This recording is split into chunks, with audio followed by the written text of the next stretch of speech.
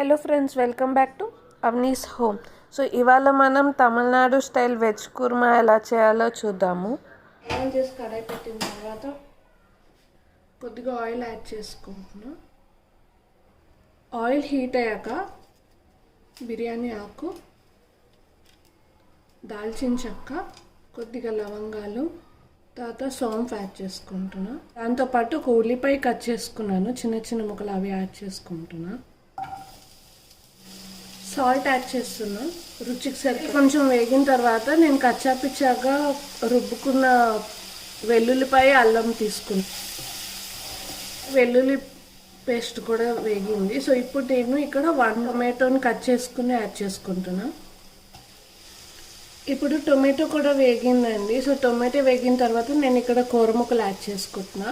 So first నేను ఇక్కడ ఒక 1/2 కప్పు బఠానీలు యాడ్ చేసుకుంటున్నాను. ఇవేమీ ఉడకపెట్టలేదండి, అన్ని పచ్చివే వేస్తున్నా. ఇప్పుడే అన్ని ఉడకపెట్టిపోతున్నాను. 1/2 కప్పు కానీ 1 కప్ కానీ క్యారెట్, మనకి నచ్చినంత క్యారెట్స్ వేసుకోవచ్చు. 1 కప్పు బీన్స్ చిన్న చిన్నగా కట్ చేసుకున్నవి, అలాగే 1 కప్పు పొటాటోస్ యాడ్ చేసుకున్నా. ఇవే కాకుండా మనం కాలీఫ్లవర్ కూడా యాడ్ చేసుకోవచ్చు అండి. సో ఇవన్నీ మంచిగా కలుపుకుందాం. అన్ని పచ్చి ముక్కలు యాడ్ చేయడం వల్ల ఇప్పుడు కాస్త నీళ్ళు పోసి నేను ఉడకపెడుతున్నాను. సో ఇది చాలా హెల్దీ అండి, మనకి అన్ని వెజిటబుల్స్ దీంట్లో కలుస్తున్నాయి. చపాతీకి, దోశకి కూడా వేసుకోవచ్చు. ఇది తమిళనాడులో చాలా ఫేమస్ అండి, వెజ్ కుర్మా అన్నది. ఇది చాలా హెల్దీ కూడా. అన్ని కూర ముక్కలు ఒకే దాంట్లో ఉండడం వల్ల అన్నీ కలిసి తినేస్తాము. వాటర్ యాడ్ చేస్తున్నాం, 1 గ్లాస్ వాటర్. ఒక 2 to 3 మినిట్స్కి ఉడకపెట్టుకుందాము.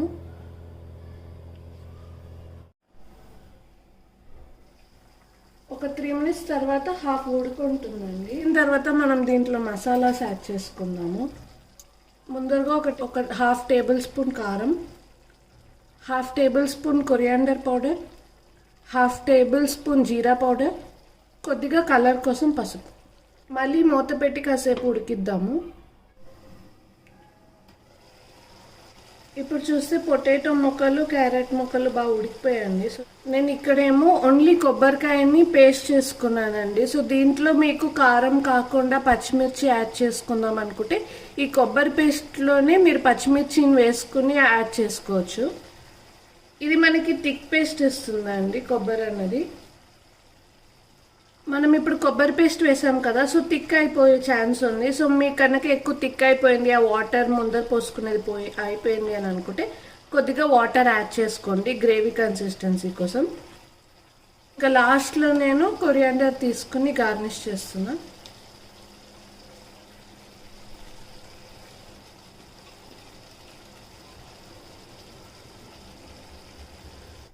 So stove కట్టేసానండి. స్టవ్ కట్టేసిన తర్వాత నేను సర్వింగ్ బౌల్లోకి తీసుకుంటున్నా.